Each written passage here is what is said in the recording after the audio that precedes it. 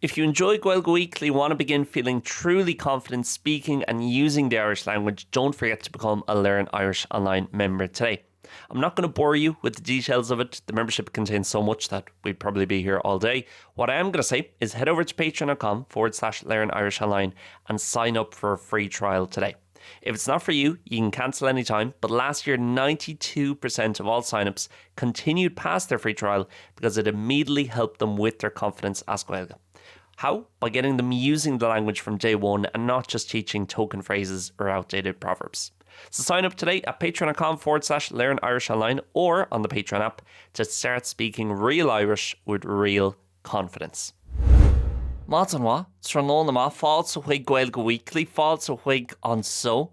Míle buíochas, as tiúna stachas mis liam ó Learn Irish Online agus in áir tá fear bhuaich go bhfuil tú géisteacht an teachtain seo tá sam go lán podcréaltaí difriúla mu in sin tá lán rana difriúla Spotify Pocket Cast iTunes Payordan ó bhfuil tú ag géisteach linn dúr anis so an fear bhuaich go bhfuil tú chonéisteacht linne agus go bhfuil tú an beagnaí náma a chathólamsa an teachtain seo.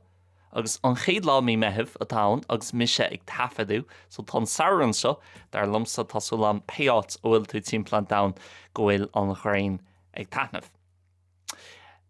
Ag labhairt faoi fudchréaltaí, tagan téime an so an teachtain seo ó fudchréile a raibh ag éisteach leis inné.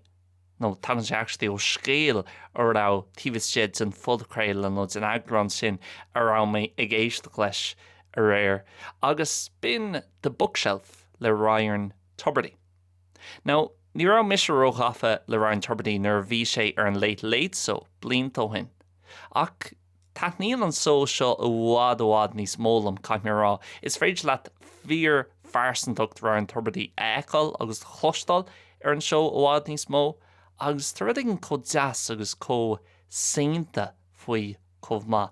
Agus sin rud a níon go mór ach ar an so go bunasach bíon idirfriúil gach seachtain nó gach EAGRÁN agus bíon ar an cúpla leabhar ó fiochó amach a raibh suncar mór orthú ar héal an chuine sin. So beidir the book that made you cry, the book that changed your life, the book that had the biggest impact on you, rudig sulla sin. Ach really, ní bhíonn siad ag labhairt an so ar fad faoi leabhar, bíonn siad ag labhairt freisin faoi saoil an a bhíon ar an so agus a lá an íonna sais high profile. Le déanaí bhí an Taoiseach bhí Simon Harris bhí Donna Cho Canahan bhí Niall Quinn mar chara. Niall Quinn go bhfuil sin muna bhfuil an scéal sin ar ólasad sé siar go episode rinnemuds ceapan meid tús mína saona an uirí chun an scéal sin a chlustal fumsa agus Niall Quinn.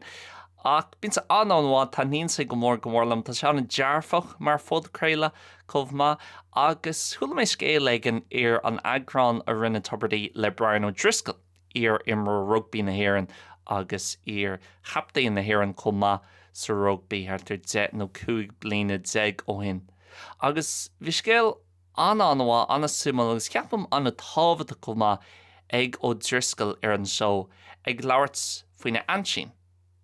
Nuair bhí Brian O'Driscoll agus tá an clip a chur siúil ag an cúpla second, nuair bhí Brian O'Driscoll ar scoil, ceapam ar an munscoil, bhí ansin ag obair mar bhúnseoir sa scoil céine. Agus láháin rinne Brian O'Driscoll dearmad ar a spéichalaí, agus bhí sé an deachar dó chun an chlór bán nó seansman nach sé bán na thugtaidí an chlór dubh, bhí sé an deachar dó an chlór dubh eáil. Now, ní rá ansin Brian ag múnú Brian bhí siise I seomar rang eile, agus bhí múntar anna Jean agus beagnaín cruúil ag O'Driscoll. Agus ní rá sé an chlór dubh eáil agus bhí sé beagnaí deachar dó agus bhí scrúdú acu nó bhí arthú beagnaí an obair dhéanamh agus rinne sé iirecht chun sais cópála I dhéanamh ón duine a bhí ag siadúirch in aice leis. Ach fiú ní rá sé an obair sin eáil roa ach rinne sé iirecht ar éanos agus é sé beagnaín ar fud na háit ní rá sé roa agus seo cad a tharla an lá dar gcionn. Anyway, the next day he corrected it, and needless to say, it was appalling. It was all over the shop, and he he told me to go into my auntie's class and show her the appalling work that I had done. And I was like, oh my God. So I went in kind of emotional to her. And anyway, she sent me back into my classroom and he said, well, what did she say? And she said, well, she gave me a bag of sweets because my writing was so beautiful. Oh my God. I was like, it was one of the kindest things that actually anyone could have ever done. Wow, what a lovely thing to do. It was, she just nailed it. She knew, she got it and he couldn't say anything. So sin an clip ón so agus man sad nar chlosin tú scéil agus just tingan sé I bhaimart. Níl sad beidir dúir cin fá mar, clustar lán scéaltaí cosúla sin ach chúis bháin nó chúis eile tingan sé I bhaimart agus bín soncar aige ort. Agus bhí méid smaoin agus mis sé géisteach leis an seo a réir bhí méid smaoin ar sin agus bhí méid smaoinú Jeez, tá sé cótábhdach a bheith go deas le daoine. Mar níl a sad, cé go mór is a bhaid an suncar, nó cé go mór is a bhaid an éifocht a bhaid aige sin ar an duine sin sa taucaí. Cíntar gur tharla an scéal sin I leor na thugtaidí nó beidir dearad na thugtaidí. Is am cin bhliain a rugú Brian Driscoll beidir hartar ní ag 7 ní ag 8 hartar ní sin nó hartar an mlíon sin. So beidir dearad na thugtaidí mar hampla tharla an scéal sin. Agus seo Brian Driscoll I 2025 nó 2026 ag go labhairt faoi sin agus ag labhairt faoi fós conna sa bhíonn sé ag smaoinú ar an scéal sin agus ag smaoinú ar an gheacht sin a dólam sé ó na ansín. Ceapan bhfuil sé chótábhata go bheith go deas le daoine, tá sam nach bhfuil sé sin sa groundbreaking. Tá is ag lán daoine é sin, tá is ag beagnach gachtainna é sin. Ach cé bhfuil sé sin mar chóirla sách generálta agus chóirla sách éasca, ceapan go dearmid go léir, yeah, I'm nice to people, agus bí mé go deas le daoine agus sin é, agus cinnta go míonmuid an tám ar fad. Ach cumála sin nach bhfuil sé an éasca orintanta chuna bheith ag smaoinú an méid sin fuaithéin agus ag smaoinú fu a héalthéin agus de chuid faiban a héin agus a bheith ag déanú gacrad chomh tapaí sin freisin go mímuid ag déanú dearmid ar an tábhacht a bhaineann le a bheith go deas le daoine eile. Sulas an rud sin beidir a bheith siúil timpeall na háta agus na chlúsán tíbhaiste ad ag éisteach le ceol nó pulchréile sean scoil tú muid dearcanis ag siúil timpeall Shop Street ar chun in na Gailge nó áit ag na Melbourne nó áit ag na stáitíntia nó beidir gúil tú hús an sin ar Grafton Street I mlách lia beidir gúil tú ar ceann na backroads I gundaí na hirbhí nó áit ag na leor na tíre agus gúil tú sais ddíirí ar an rud seo. Ach sean scoil duine ar an taobh eile an bhóthir agus tá cabhar ag tasla waithú. nó bhfuil duine éigean agus tá si díreach tar éis siúil in achalaat agus bhí si de géirí go stoppi tú chun labhairt sló agus tá siad san an bhaignach agus a géirí córá éigean nó caint just ar feadh nóméid. Fiú caint faoin aimseir nó beagnaín smalltalk ana. Ná ní mé grá go gaithí tú mé héon mar ampla tá mise sách introverted agus ní bheith mise géirí sin na dhéanamh bheith stoppil le gachtainna agus ag caint le gachtainna ach an pointsa nó an rud a bhfuil mé géirí charnúil ná orintanta bíon muid cós self-obsessed agus ag smaoinú ar an héan ag smaoinú ar an saoil héan atá agén go níomad dearmid ar an díofricht ulmhór a bhaineann le bheith go deas le duine éigean. Agus fiú just gá nóméid a thógáil amach chun rud éigean a dhéana le haid duine éigean eile. Beidir chun téacs le cheola do chuine éigean eile.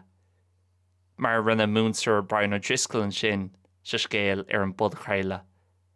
Chun in áitis a bheith ag rá ná bí borthe le roiim a haon leis an múnsar tar éis an rang. Agus féic sé sin go deas freisin ach actually chuna bheith dearfach agus chuna bheith cinálta agus chuna bheith grábhar le ó driscoil mar hampla sa scéil sin agus rá. No, tá rud ag an, cé go bhfuil an gramadach mar hampla mí cheart, nó cé go bhfuil an freagra a chuir tú sí spéidir go bhfuil sin mí cheart. Chun an léirgas sin a bheith ad, nó chun a bheith ná an léirgas sin a bheith ad ag rá féach ar an scríbhneoirt seo agus féach ar an áiliocht a bhain leis in áitseas a bheith ag rá sin mí cheart agus sin é agus caithfidh sé bheith ceart nó níl mé chun aon rud dearfach ar rá leat. Is cínsa ag smaoinú ar an héin agus ma héal agus beidir orintí defriúla in ra mé ag mothú ísisiil, cosúla gach den eile leighantí bín tú mothú géhíntaach leighantí eile ní bhín tú mothú comá. Ach, I gcónaí bín sé na rudaí beaga a chasan tú timpeall nó chasan timpeall thu agus a charíon leat chun a bheith ag mothú níos fearr.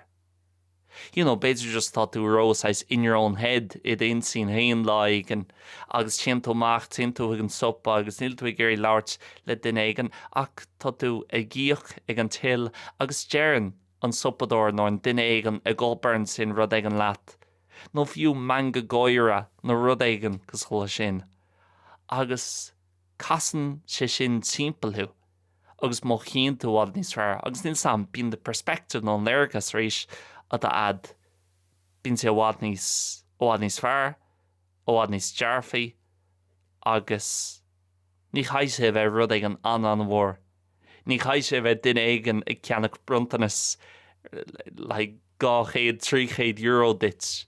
Ní chaith sé bheith duine aigen ag taistil timpplain tíre chun ueáil nó duine aigen ag rá reis rachimid ar leighon de sire le chéile an sachtan sa thugan nóinrad mar sin. Ní chaith sé bheith rud ag an mór. Fiú dus rá le duine aigen hatan sé sin ar an rud sin a rinne tú an lá hána. Hatan sé sin go mórlam. Ná fiú smatlum de chudsgrúga nó constatá sé nó smatlum na brogaí nua atá ad nó an bhfuil tú gur dulmach le cafe nó péirad. Fiú chura a chóirt de chuine aigen chun dul amach agus rud aigen dhéanamh beidir nach duine aigen nach méfá ag tabhairt an chura sin dómh go minic. Agus orintanta tá sé an dachar nó tá sé an éasca fiú dearmad a dhéanamh ar an tábhacht a bhaine sin agus cicomh móras atá an tionchar sin a bhaid ar chuine eile. Nuair tá tú ag mothú go híntaach agus tá tú sásta le a héal hain, is cinnte bíam ag smaoinú beidir beagnaí níos mó faoi tá me sé go má cinnte go gach den eile go má agus ní bhíonn tú ag smaoinú faoin tábhacht sin, ní bhíonn tú ag smaoinú faoi céil tábhacht agus atá chun cairr le daoine eile, chun a bheith fiú just a bheith go deas le daoine eile. Agus manga gáire a bheith agus hairá le daoine nuair tá tú sa siopa nuair tá tú I míle nó sa seachtormhna nó ar an sráid nó sa dochtar nó péát agus just a bheith beagnaí níos dearfaí. Mar bíonn tú ag smaoinú, tá bhí sé ag mothú go má so cinnte nach bhfuil cabhair ag tasal ó chuoin eile nó orintanta bíonn me héana ag mothú mar sin ar aonos. Ach nuair bhíonn tú ag mothú ísisiil. Dums ar aonos bíonn me ag smaoinú wow. Nuair bhéis mé ag mothú níos fearr sa tógaí, tá mé chun gach iirecht a dhéanamh chun a bheith dearfach le daoine eile agus carú le daoine eile, mar ní matlam conas a bhfuil chiamdíar chanis. So nach méid sé iontach má tá daoine eile muhin sin ag mothú mar an ggéana nach méid sé iontach chun carú lób agus a bheith dearfach lób. Agus rís an rud sin fiú just hairá le duine ag an orintanta a rion sé sin gachrad I insín an duine sin. As cinnte bhfuil bailí defriúla maidir le bheith dearfach agus deas le daoine eile. Agus ní amháin le daoine eile ach fiú bheith dearfach leat hain. An rud sin tá cóirla sais an bhá nó fiú sais experiments thuganmh an bhá gur féid le déanú go tapaí tíobhste de gá nóméid saolaí ban rá tusa. Tá méich tosa ag fécant ar an saoile tá ad, cosúil grabh tú haon mar chara de do chuid, beidir goil sé sin buganín casta. Ach saolaí ar beidir na bhaibana atá don rudí de friúla nachra le dul rohha I de héal. Saolaí do méich an situation sin, an cás sin ag duine eile. Cén rud a dearfá leis an duine sin. Cén chóirla a chóirfá san duine sin. Agus seans má go maiid siú ruding sula, ná bí bortha fao sin. Or sure cén fáil tú bortha faoin rud sin, tá ag déanana cíntaach le gach rud eile. Or cíntaach mai sé sin cear go leir sa deire. Agus tá sé anéis go dúine, nó go minic bíonn sé anéis go dúine, an rud sin íon agus an rud sin a rá le duine eile nuair táid san an gach rud eáil leis an sais outside perspective sin.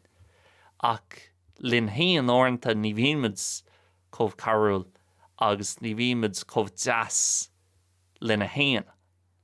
Agus beidir go mín mud ag rá nó. Tá ord chaid an am agus caiimé a bheith ag déanú gach rud ar an ord chaid an sin agus má dhéanam fiú rud amháin mí cheart den an sin tá mé híon mar an chuine bhfuil rud ag an mí ceart déanta acu agus ba cheartm mothú go donna faoi sin, ba cheartm a bheith dúilteach faoi sin agus ba cheartm bheith so le roi cín ar an borch sacr, no mistakes, no mercy, gach rud déanta go fearfa.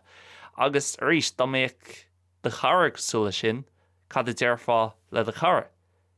Seans má is am tá gatainna difriúil ach seans má go nearfá chill out, tá sé cearc leir. Le tá tú déanú go ionach, tá mé sé brodú las a tain agus níl an rud seo fiú de chuid ibre nó an sport seo nó whatever, níl sé seo mar an rud is tábhachtaí sa saoil. An rud is tábhachtaí ná gohfuil tosaigh mothú cearc leir, gohfuil de chuid sláinte ad agus gohfuil tú sásta ó lá go lá. So bhád níos éascóranta bheith go deas le daoine eile agus déan mud dearmad chuna bheith deas lena hain. Now, má tá tú géisteacht ar Spotify, nó Apple Podcast, nó aon áit tíomhmuid Patreon tá tú chun fógra a chlustal inis, agus sin le hain ballreacht nó an membership ar Learn Irish Online. Ceann na fána ba cheartta bheith I do bháil ar Learn Irish Online ar Patreon ná nach maiart éisteach leis na fógraí seo. Agus gan na intros, agus na outros, agus gach rud eile, just an pudcréile ad agus sin é. Ach níomháin é sin, comála sin, le gach EAGRÁN sa Gaeilge Weekly, fáin tú PDF leis na focail agus an terminology is deacra agus na hastracáin ag bhaintló, agus comála sin bín EAGRÁN sa bhreis gach mí de Gaeilge Weekly. Ar nó I comála sin bíon léiréis, éisteéis, smuointí sathairn ag astrú, button na ró, topic breakdowns, agus a lán seóna agus content muhin sin chun carú leat nó beidir duine éigen ó bhfuil aithne ad orthú chun fíor Gaeilge a labhairt, fíor Gaeilge úsáid agus chun fiabhas a chur ar do chuid Gaeilge. So, má tá simad is féidir leat free trial, tríal siar an asca a thusaineo ar patreon.com/learnirishonline nó ar an app Patreon agus just chóirtaí Learn Irish Online hall an sin. Right, arás chuig an seo. Tá focail nó lína a deirtar go minic in éireann agus sin, he was very good to me, or she was very good to me. Beidir ag labhairt nuair bhí tú I do fásta, nuair bhí tú níos óg, fiú nuair tá tú I do chuna fásta, agus an rud sin, he was very good to me. Or should write him a card to say thanks. He was very good to me when one of my parents passed away, or she was very good to me when I was younger, or he was very good to me when I was struggling in school. Péir the town. Agus cluster go minic an éireann é.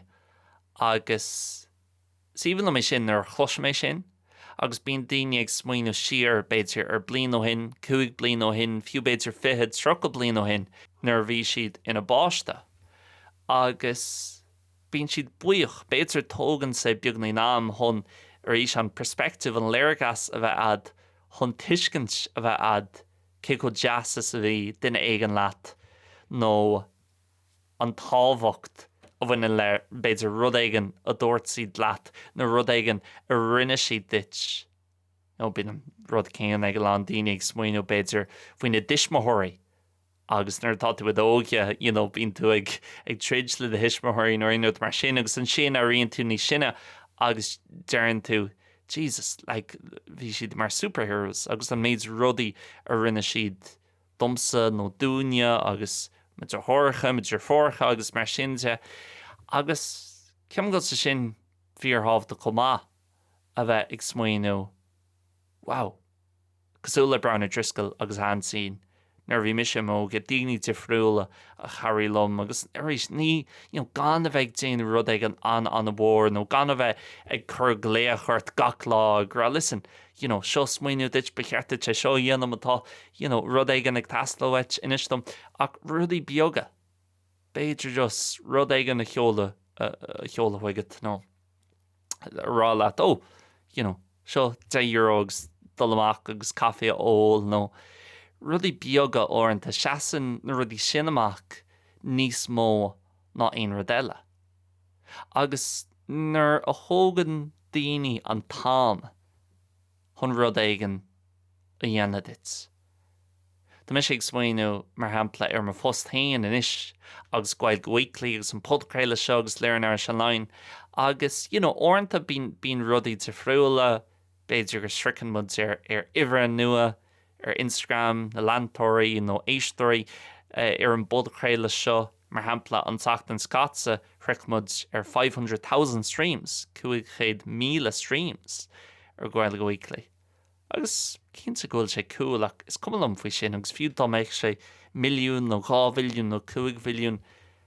Níonanta sin éon tíorfraíocht domsa réalaigh is cumlam faoi uimhreacha. Agus fiú an Teachtain Scatsa dúirt den éigelam dúirt siad chomhghairdeachas ar na streams agus ar nóid an buíocha sin agus tá si go deas.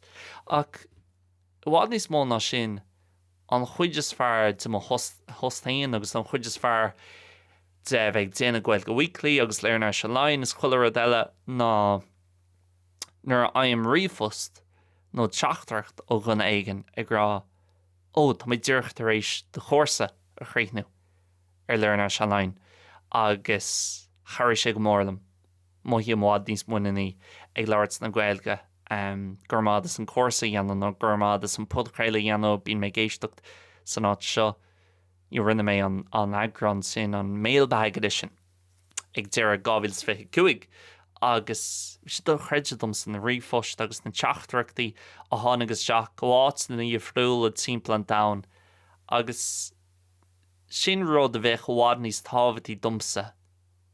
Riomhfost nó teachtarach á chun éigen ag rá gurmád as seo agus an méid ama a thógan daoine chun na rudaí sin dhéanamh go háirithe mátá daoine beidir ag scríomhaisteach as Gaeilge agus níl siad ag fólam na Gaeilge tá sam cic ó fada is ógan sé chun riomhfost mar sin a scríomh muna bhfuil do cinnte agus tá ag spéin an bhfuil fada ar an gceansa an bhfuil héit ar an ocailsa nó fiú le déine thug duine ag an rud éigen sais handwritten dom córta just ag labhairt faoi cúpla rud agus domsa tá sé sin ní bhechtú an €10,000 a thuirt dom chun an córta sin a thógáil weim sin invaluable. Ní féidir leat luach a chur ar an gcórta sin domsa. Mar rís rud ag an handwritten, rud ag an analog cumála sin bín fiormhuioch a gcónaí as rudí sais analog agus tá sam ghfuil fíor cináltas agus fíor rá agus just duine a bhfuil ag iarraidh bheith go deas sin an rud bhfuil ag buint le sin. Ní rís tá duine ag an ná beidir cúpla €100 a thuirt nó tá duine in an rud ag an sais níos material a thuirt agus ar fápar beidir tá cuma ar ghfuil sé mar rud níos mó ach réalaí té sé rás chuig na rudaí sin agus na frásí sin an deirtar go minic it's the thought that counts agus sin agus mise anis fiche cuig, fiche sé an zir seat na seo, tá ma bhret lá ag teachta níos, so beidir bí méid smoine níos mó faoin na rudí seo an chuid sod in bhlín agus ag smoineh siar ar nervhí mí níos óge ó rudí de friúla ar rinne daoine domsa i rint na blianta agus bíon mé anna buíoch as a rééis na rudí bonusacha ach just na rudí nuair bhí daoine náíre jazzlam agus tuair siad listen tá mé an rudsaí an látar, tá mé chun cara leat sa bhealach seo. Agus is tócha bíon tú smaoinú bhfuil cín chuí ó bhfuil mise in an chara le duine ag an eile agus just caithí tú to pay it forward mar dearfa agus de súl chuineáil amach man tá duine ag an extracult nó fiú man bhfuil siad extracult fiú just an chuí a bhín tú ag marachtáil ó lá go lá agus the interactions beaga le daoine déan gach iirecht chun cara le daoine eile agus just a rís gan éon rud mór a dhéanamh just a bheith go deas le daoine agus bheith suibhil le daoine agus beidir ag an blianta ba duine ag fécinn siar agus ba siad ag labhairt fuútsa agus ag rá an rud sin a dúirtilm chuirse sin go mórlam agus rinne sé fíor difriocht agus bhí tuncar dearfach aige nó eici ar ma héal hain agus creid am hain má tá ag féchann sér na faibanna tá timpplaán dain ceapam goméocht bhna nó go fungéad sin faibanna a réitú do méochmuid go léir just beaggan níos deise lena chéile.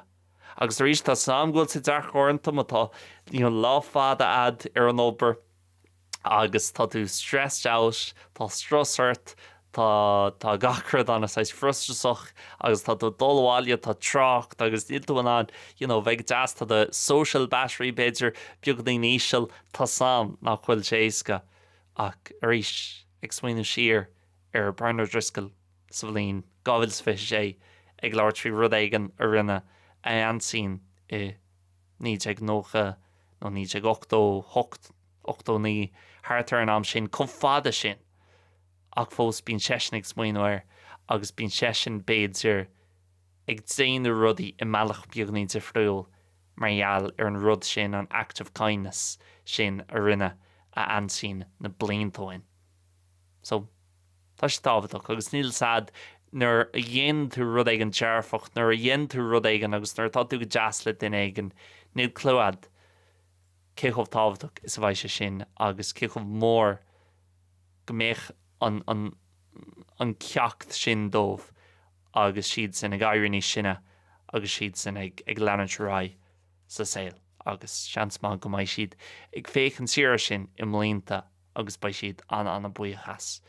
Agus rís tá sé deacair mar bíman go léir living so fast agus ag dul có tapí sin le gacrod orintanta tá sé deacair chun dus slow down agus rá ok cad tá actually tábhaach an so agus na daoine timpeall agus fiú na daoine nachhfuil aithnám orthú na daoine gan John sna sráid sanna na daoine fiú an rís an sopador sin an sampla a hagan chuig main sin an sopador nó an duine ag obair sa bhanc nó an duine ag obair sa bhíola nó an bríste sa chafé agus orintanta ní bhíon an cináltas sin reciprocated agus ní bhíon daoine tá arís an smaoine se ag ba mis go deas le duine ag an is cinnte go mbeidh siad go deas ras agus ní bhíon siad bhíon siad mar what's leat agus just chun ghlach le sin agus rá well tá mai an landsrá agus ba mis go deas lob tá mé fós an seaú sús